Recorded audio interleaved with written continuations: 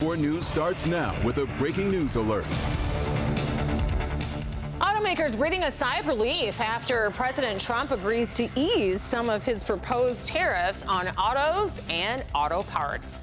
And we do start with this breaking news this afternoon. President Trump has announced that he will sign an executive order today to relax some of the 25% tariffs on automobiles and auto parts, according to the White House. Now, automakers have indicated that the tariffs could raise prices, reduce sales, and make production in the United States less competitive worldwide. Treasury Secretary Scott Bessent spoke about the plan earlier today during a press briefing at the White House. President Trump has had meetings with both domestic and foreign auto producers, and he's committed to bringing back auto production to the U.S. So we want to give the automakers a path to do that quickly, efficiently, and create as many jobs as possible. And this comes on the heels of General Motors making the decision to rescind and its outlook and delay its earnings call due to Trump's revisions. And this comes as President Trump marks his 100th day in office, and he's going to be doing it right here in Metro Detroit later today. From controversial cabinet picks to firing tens of thousands of federal workers, Julia Benbrook has details on some of the most impactful moments of his first few months. Just hours after President Donald Trump was sworn in, I, Donald John Trump, do solemnly swear. He signed a flurry of executive orders. Some sought to undo portions of his predecessor's legacy, hitting on a wide range of issues like immigration and the economy. In these first few months, he's hosted close to a dozen foreign leaders, including Ukrainian President Volodymyr Zelensky. That visit, designed to discuss a possible end to the war with Russia, turned into an unprecedented back and forth. You don't have the cards right now. With us, you start having cards. Right? The new Department of Government Efficiency and tech billionaire Elon Musk are spearheading the administration's efforts to reform the federal government and, quote, get rid of waste. Doge. Perhaps you've heard of it. Perhaps. Resulting in the firings of tens of thousands of federal workers across various departments and the decision to dismantle the Department of Education. As promised on the campaign trail, Trump took a hardline stance on immigration, launching a series of deportation flights to El Salvador that prompted legal battles. When it comes to trade, Trump remains adamant that his tariff policies will benefit Americans. With today's action, we are finally going to be able to make America great again, greater than ever before. But the back and forth on tariffs alone has caused confusion. Reporting at the White House, I'm Julia Benbrook. President Trump will be here in Macomb County at Macomb Community College South Campus, located in Warren. He's scheduled to be speaking around 6 p.m. We'll be covering that rally and stream the president's remarks on Local 4+. And later today, Governor Whitmer will also be in Macomb County. She'll be meeting with troops at Selfridge Air National Guard Base. This visit comes as Governor Whitmer is pushing for a new fighter jet mission to be in Macomb County, calling on the Secretary of Defense and President Trump to make the defense investment here.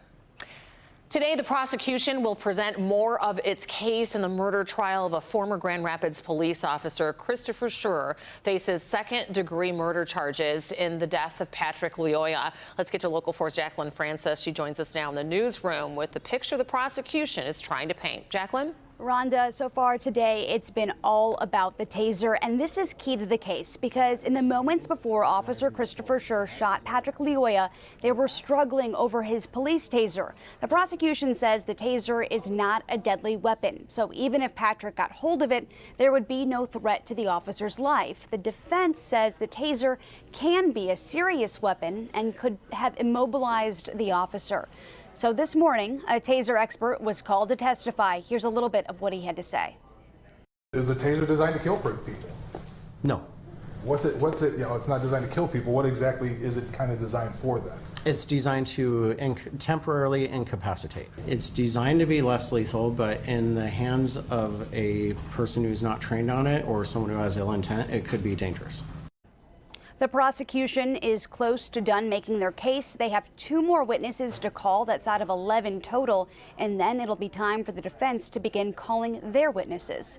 Live in the newsroom, Jacqueline Francis, Local 4. All right, Jacqueline, thank you. And we do want to remind everyone that we are streaming the trial live every day. You can watch it when it resumes this afternoon over on Local 4 Plus, and click on Detroit.com there on the homepage.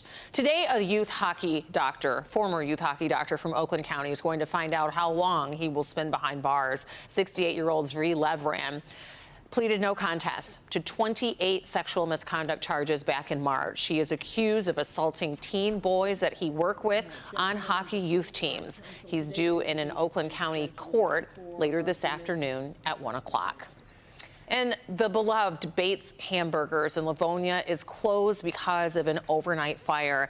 This is video from before the restaurant fire, a well-known location there in Livonia. According to Bates' social media, the fire started about 3 o'clock this morning. It did make damage to the grill and filled the restaurant with smoke. Bates is taking a look and assessing the damage, so right now there's no timeline for when they may reopen, but we certainly wish them all the best. We love our Bates burgers.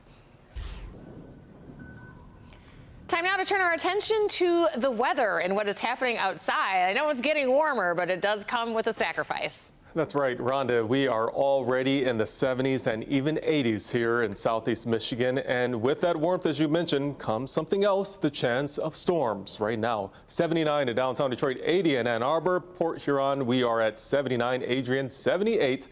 We will have no problem reaching our record high for this date, which is 83 degrees. A ZachTrack 4D radar showing that we don't have any rain showers right now. We did have a couple of spotty showers this morning, one over there toward Charlotte. We do have the chance of some thunderstorms developing here in southeast Michigan. Right now, Alpena, way up in northern Michigan, under severe thunderstorm warning. So far, no warnings here in Metro Detroit, but we do have an advisory. It's for the wind advisory in effect now until the evening. Now, the threat for some storms to become strong to severe will primarily be along the line from Port Huron through Pontiac and back toward the west in Adrian. I'm going to talk more about the timing and the potential for these storms coming up in a few minutes.